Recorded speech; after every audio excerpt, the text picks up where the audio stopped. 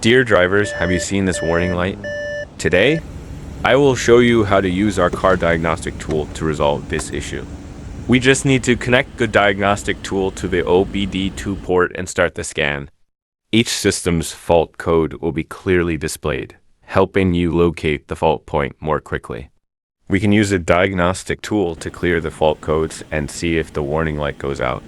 With a car diagnostic tool, you can quickly understand the cause of the issue and take appropriate measures. See you next time.